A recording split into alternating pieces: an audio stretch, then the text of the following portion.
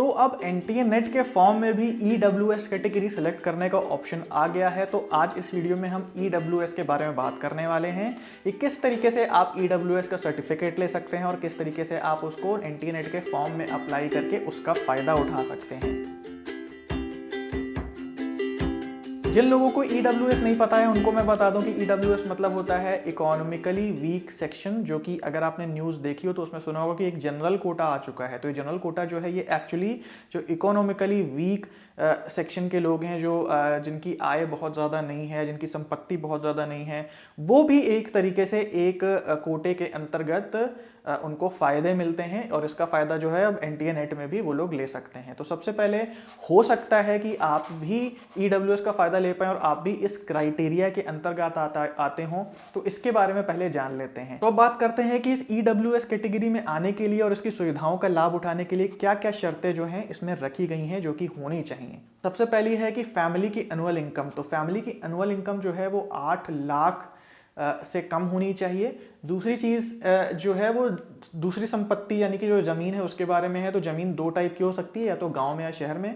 तो अगर आपकी ज़मीन गांव में है तो 5 एकड़ से कम होनी चाहिए। अब बात करते हैं शहर में रहने वालों की। तो शहर में रहने वाले या तो अपनी ज़मीन लेके रह सकते हैं, उस मकान बना के, या तो फिर वो फ्लैट में रह सकते हैं। अगर आप फ्लैट में रहते हैं तो आपका जो फ्लैट का जो एरिया है वो 1000 स्क्वायर फीट से कम होना चाहिए। अब बात करते हैं वो लोग जो शहर में रहते हैं और जो अपनी ज़मीन पर रहते हैं, तो वो भी 2 टाइप के हो सकते हैं।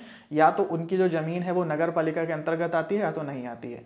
अगर नगर पालिका के अंतर्गत आती है तो 100 स्क्वायर फीट से ज़्यादा नहीं होने चाहिए। अगर नगर पालिका के अंतर्गत नहीं आती है तो 200 स्क्वायर फीट से ज़्यादा नहीं होने चाहिए। अगर आप ये सारे क्राइटेरियाज को फॉलो करते हैं, और आपके से मतलब है आपकी फैमिली से, ठीक है, तो अगर ये सारे क्राइटेरियाज आप फॉलो करते हैं, अगर इतनी ज़मीन संपत्ति नहीं है या इतना इनकम घर का नहीं है, तो आप ईडब्ल्यूएस का फ़ायदा बिल्कुल उठा सकते हैं और उसके अंतर्गत कोटा लगा करके आप नेट या जीआरएफ को बिल्कुल क्वालिफाई कर सकते हैं। तो बात करते हैं कि कहाँ बनेगा ये ईडब्ल्यूएस का सर्टिफिकेट और कैसे इसको अवेल करना है। तो गाइज ये जो सर्टिफिकेट है ये तो या तो डीएम ऑफिस है, या जो रेवेन्यू ऑफिसर होता है, या तहसीलदार होता है, ये लोग जो हैं यहाँ पे अगर आप इनके ऑफिस में जाएंगे तो आपको पूरी जानकारी मिलेगी कि किस तरीके से आप ईडब्ल्यूएस के सर्टिफिकेट को बना सकते हैं, कितना आपको समय लगेगा वगैरह वगैरह। क्योंकि मैं इसका एक्सपर्ट नहीं हूँ, फिर भी काफ़ी बच्चे आप सब पूछ रहे थे कि सर ईडब्ल्यूएस को कैसे अप्लाई करें, तो मैंने सोचा इसमें इस बारे में कुछ रिसर्च करनी चाहिए। तो मैंने जो रिसर्च करी है वो बहुत मोटी मोटी है, तो मैं आपको बस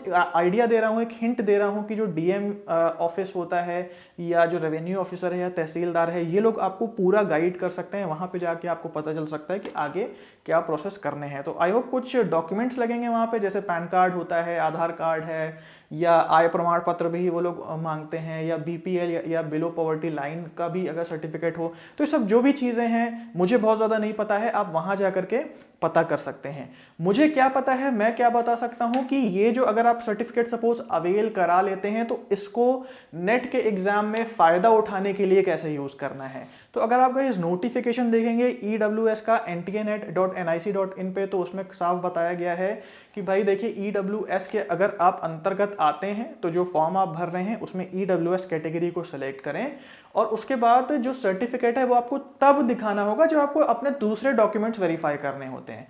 तो एक छोटा सा क्वेश्चन जो काफ़ी बच्चे पूछते हैं कि सर क्या हमको यूजीसी नेट में अपने मार्कशीट वगैरह का फोटोकॉपी भेजना होता है, तो इसका भी मैं आंसर दे दे रहा हूँ कि देखिए नेट का सर्टिफिकेट हो गया या जीआरएफ लेटर हो गया, वो बिना किसी डॉक्यूमेंट दिखाए आपको मिल जाता है।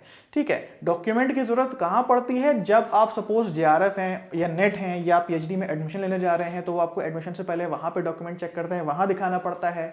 या तो फिर अगर आप किसी इंटरव्यू के लिए जा रहे हैं असिस्टेंट प्रोफेसर के और अगर आप सेलेक्ट हो जाते हैं तो वहाँ पे वेरीफाई कराना पड़ता है। उसी तरीके से जो ईडब्ल्यूएस सर्टिफिकेट भी आपका होगा, अगर आप उस कैटेगरी को लगा के निकलते हैं तो भी आपको उन डॉक्यूमेंट्स के साथ वहां वेरीफाई करना होगा। पहले आपको किसी भी वेरिफिकेशन की जरूरत नहीं है। ओके, तो अब बात करते हैं, अगर आपका अभी ईडब्ल्यूएस सर्टिफिकेट नहीं बना है तो क्या अभी आप कैटेगरी ईडब्ल्यूएस डाल के नेट के फॉर्म में अप्लाई कर सकते हैं। तो मैं यहाँ पे आपको आंसर दूंगा कि अगर आपको निश्चित रूप से लगता है कि आपका ईडब्ल्यूएस सर्टिफिकेट बन जाएगा तब तक जब तक रिजल्ट आता है, तब तो आप ईडब्ल्यूएस सर्टिफिकेट वहाँ पे ऑप्शन ईडब्ल्यूएफ कोटा का सिलेक्ट कर सकते हैं। लेकिन बाई चांस की बात है, अगर आपने वहां AWS डाल दिया, आपका नेट जेआरएफ निकल गया और किसी कारण से आपका सर्टिफिकेट नहीं बन पाया है, तब आपके लिए प्रॉब्लम हो जाएगी, क्योंकि वो आपका रिजल्ट जो है वो वैलिड नहीं रह जाएगा। तो मेक श्योर कर लें आप इस कैटेगरी के अंतर्गत आते हैं। जो भी मैंने जगह बताई वहां पे आप जाके अपना सर्टिफिकेट बनवा के देखें। काफ़ी स्टेट्स में अभी सर्टिफिकेट ये बनना स्टार्ट नहीं हुआ है, कुछ टाइम में ये बन जाएगा, लेकिन ये आपके ऊपर मैं छोड़ता हूँ। ये आप मेक श्योर कर लें कि जब तक आपका रिजल्ट आएगा तब तक आपके पास सर्टिफिकेट हाथ में आ जाना चाहिए, तभी ये सही रहेगा कि आप उसमें EWS कैटेगरी को सिलेक्ट करें फॉर्म भरते समय। सो गाइस होप कि इससे रिलेटेड सभी जानकारियां मैंने आपको दे दी होंगी। EWS के संबंध में कोई भी आपको जानकारी चाहिए, प्लीज़ प्लीज़ प्लीज़, मैं इसका एक्सपर्ट नहीं हूं, तो प्लीज़ कमेंट में EWS के बारे में अगर आप पूछेंगे तो मैं उसका आंसर नहीं दे पाऊंगा। दूसरी कोई अगर आपकी प्रॉब्लम है तो वो आप ज़रूर कमेंट कर सकते हैं। वीडियो अच्छा लगा तो प्लीज़ कमेंट करके अप्रिशिएट करें, इस वीडियो को लाइक कर सकते हैं। और जो दूसरे बच्चे जो EWS के अंतर्गत आ सकते हैं और इस अपॉर्चुनिटी से ना रह जाएं, इसलिए प्लीज़ इस वीडियो को शेयर जरूर कर दीजिएगा, उन तक भी ये इन्फॉर्मेशन पहुंचाना बहुत ज़रूरी है। ऐसी वीडियोस देखने के लिए चैनल को सब्सक्राइब करिए और बगल में बेल का बटन जरूर दबा दीजिएगा। गाइस मिलते हैं नेक्स्ट वीडियो में, तब तक के लिए have a nice day and take care.